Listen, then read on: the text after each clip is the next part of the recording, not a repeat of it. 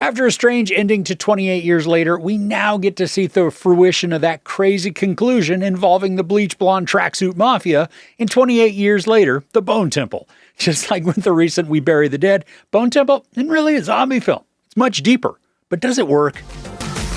Dr. Kelson finds himself in a shocking new relationship with consequences that could change the world as they know it. And Spike's encounter with Jimmy Crystal becomes a nightmare he can't escape. Picking up pretty much where the previous film left off, the Bone Temple finds Spike in the hands of Jimmy Crystal and his gang of Jimmies. Jack O'Connell is Jimmy Crystal, the main goon in charge, using his malevolence and threatening behaviors to get his followers to do his bidding. He's kind of like a post-apocalyptic Manson. He has such control over his collection of jimmies, or fingers as we learn more about them, that he doesn't have to commit the acts of violence himself. He can just instill the terror and then have any or all of the jimmies execute his plan.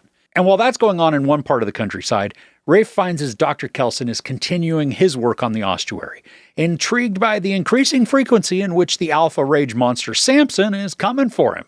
For a movie about the infected undead raging toward anyone with a pulse, the story does much less to focus on the ragers and then chooses to deep dive into the psyche of the survivors.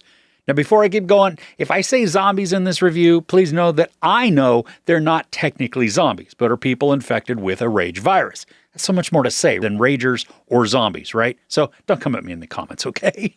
Alex Garland, he's returned to write this sequel, which is very evident in the continuity of the tone and the pacing of the plot.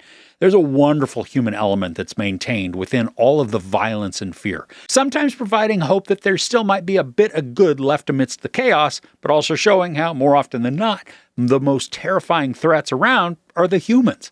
And I'm not talking about the Ragers. Now, the dialogue and storyline keep trepidatious momentum without making the storytelling rushed or fast. There's this extreme patience to so much of what plays out, sometimes increasing the unease and dread, like when we're spending time with the Jimmies. Other times illustrating a calming trust and understanding, usually coming from watching Kelson. Danny Boyle handed off the directing duties to Nia DaCosta, and I am digging how she's carrying on Boyle's influence, but also then choosing styles that make it her own. One technique that she's employed within the visuals is the use of this camera rig that just sits on the actor and faces them. So it maintains a fixed perspective. So when they run or turn, they're always in the exact position within the frame. The background, that's the thing that shifts and turns, even gets bumpy. But we're intimately exposed to the look of fury or fear the subject is showcasing.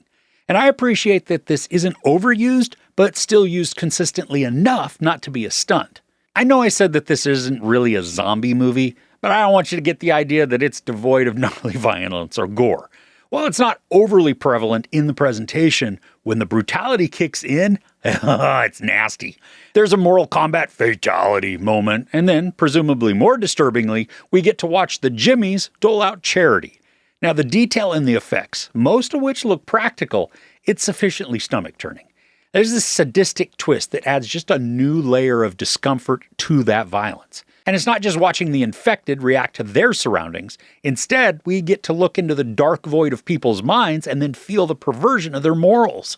And to contrast this extremely dark area of the story, there's this segment that's hopeful and sweet, showcasing tenderness that is in direct conflict with how the world is around all of our characters. Rafe Fiennes, he is superb in his role as Dr. Kelson. And while we got to see his compassionate bedside manner in the previous movie, here we get even more time with him to explore both his curiosity and his loneliness. And although he's got a lot of dour experiences, there are moments of levity that Fiennes gets to deliver. Not cracking jokes or trying to make this horror into a comedy, but his genuine shock or maybe surprise at certain moments just naturally create laughs.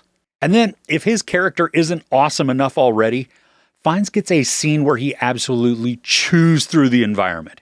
He commands the visuals with just extreme abandon, and it looks like he's genuinely enjoying his performance.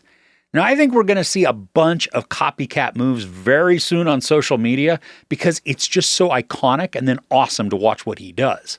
I was a bit surprised at how much Alfie Williams' Spike was moved to the background.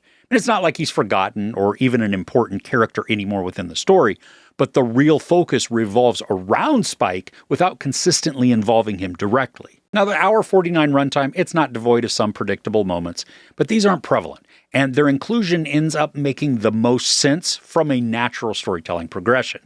Then to counteract some of the obviousness within the plot, there are other areas that came as a complete surprise. Also, though, not appearing out of left field. They weren't awkward inclusions.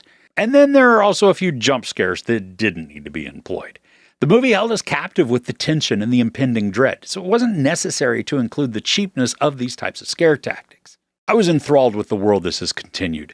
The fact that this takes a freaky environment of a world filled with infected rage monsters and then pushes them to the background in favor of intelligent terror allows the story to just grow and breathe and have some longevity without dragging on stupidly like a Walking Dead slog. While showcasing drastically different personas and mindsets, both Ralph Fiennes and Jack O'Connell, they deserve to be recognized for their intense commitment to their roles, creating indelible characters who are layered with complexity. Overall, 28 years later, The Bone Temple is a brilliantly told psychological horror that just continuously uses smart ideas and themes to propel the apprehension within the narrative.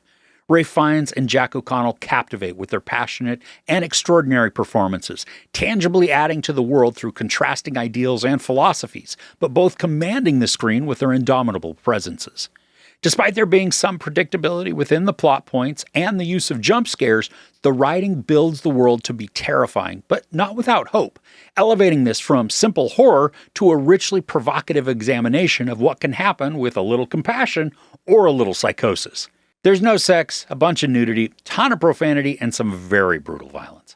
I give 28 years later The Bone Temple 5 out of 5 couches. I fully connected with this, and I loved every minute, especially because of how smartly told the whole thing was. And I just can't wait to see it again. Are there any horrors that you've seen lately that just completely captivated you? Let me know what you watched in the comments below. If you enjoyed this review, please give it a like. Also, don't forget to share and subscribe. I'm Chris. This is Movies and Munchies. Thanks for couching with me.